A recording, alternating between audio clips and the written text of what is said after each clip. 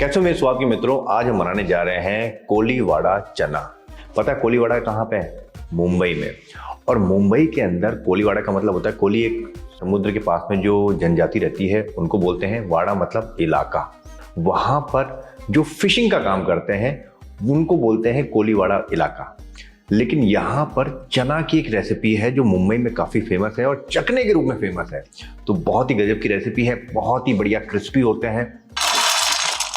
उसके साथ में आपको एक चटनी भी बताऊंगा मैं, शानदार वाली। तो चलिए मिलके बनाते हैं चना कोलीवाड़ा। दोस्तों, आपको हमेशा बोलता हूँ कि हमारी जो रेसिपी होती है ना, वो किचन से स्टार्ट नहीं होती है, वो दुकान से स्टार्ट होती है जहाँ से हम परचेजिंग करते हैं। तो मैंने यहाँ पे 1 कप काबुली चना लिया है। अच्छी क्वालिटी का लेना है, अच्छे ब्रांड का लेना है। अब ये देखिए, एक चीज़ आपको दिखाता हूँ। ये बड़ा वाला चना लिया है, आप चाहें तो छोटा चना भी ले सकते हैं।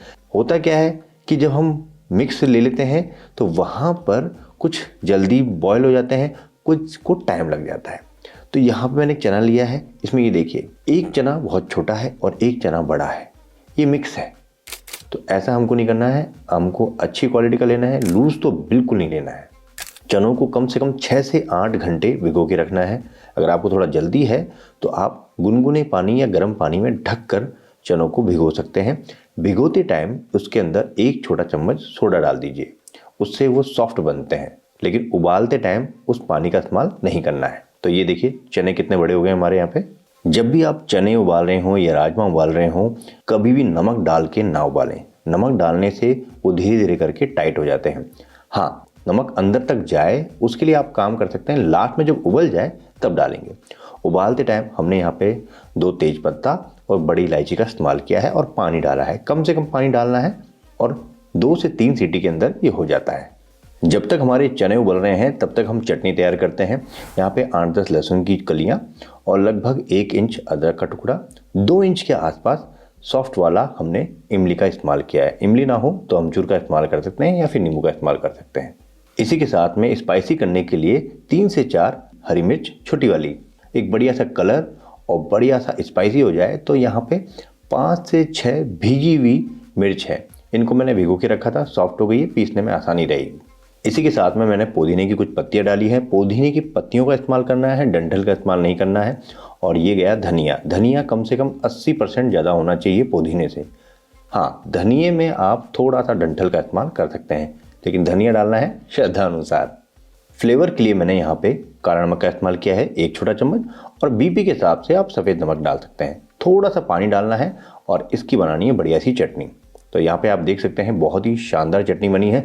चटनी जब भी बनाएं फाइन पीसने की कोशिश ना करें, इसको फाइन हो जाती मज़ा नहीं आता है, और फाइन पीसने के चक्कर में इसको बहुत ज़्यादा देर घुमाना भी पड़ता है तो टेस्ट ख़राब होता है उससे। यहाँ पे प्रेशर निकल चुका है तो यहाँ पर हम चनों को पानी से अलग कर देंगे, लेकिन नमक डाल दीजिए क्योंकि नमक अंदर तक चला जाएगा। उबालना नहीं है, सिर्फ 5 मिनट रखना है। 5 मिनट के अंदर जो चने हैं वो नमक को पी लेंगे। अगर हाथ से इनको तोड़ेंगे तो देखिए कितनी आसानी से टूट रहे हैं। बिल्कुल हल्का सा प्रेस करते ही टूट जाना चाहिए, पर ध्यान रखना है कि छिलका ना उतर जाए।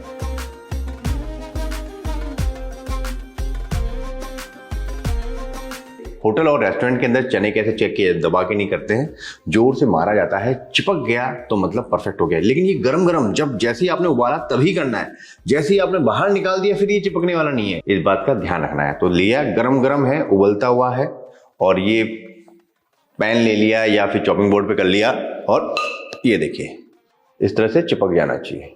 इसका मतलब कि बिल्कुल सॉफ्ट है ये। लेकिन जैसे इसको हवा लगती है ये वापस से शेप लेने लग जाता है। आपको करने की जरूरत नहीं, सिर्फ बता रहा हूं।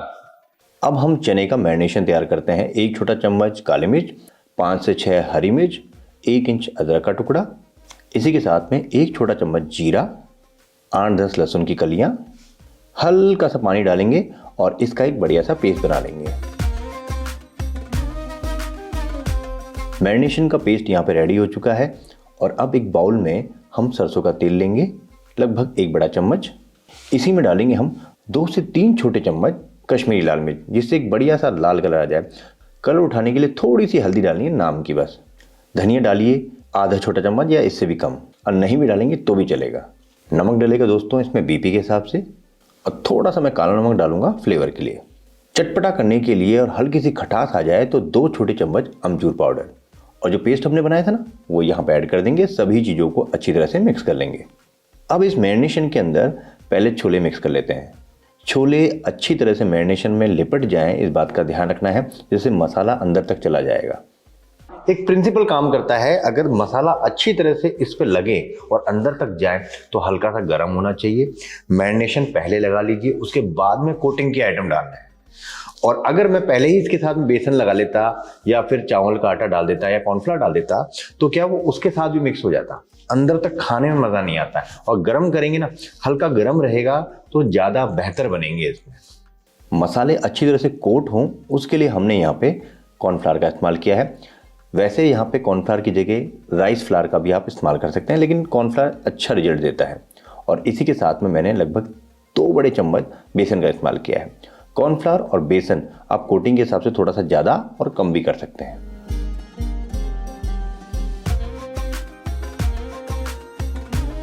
अब बारी आती है इनको फ्राई करने की।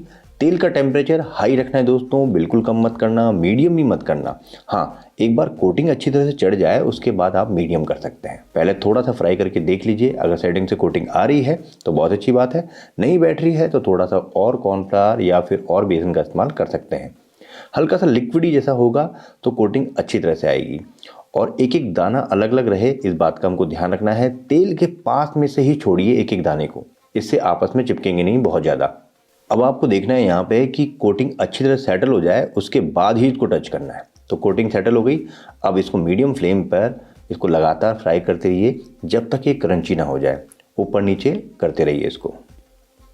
और ये देखिए क्या शानदार कोटिंग इस पे हुई है, एक एक दाने पर अच्छी तरह से कोट हुआ है, मसाला अच्छी तरह से फ्राई हुआ है और ये बाहर से कड़क और अंदर से सॉफ्ट होता है। ये इसकी खूबसूरती है। एक बात का ध्यान रखना दोस्तों कि कोटिंग प्रॉपर आए इसके लिए टेम्परेचर तेज होना चाहिए स्टार्टिंग में, बाद में चाहे आप मीडियम कर लीजिए, स्टार्टिंग में तेज रहना चाहिए। दूसरा, अगर आपको ऐसा लग रहा है कि भाई इसमें कॉर्नफ्लावर कम है, चिपक नहीं रहा है, तो आप और कॉर्नफ्लावर डाल लीजिए, चावल का आटा डाल लीजिए। और हल्का सा लिक्विडी जैसा होना चाहिए, ड्राई नहीं होना चाहिए।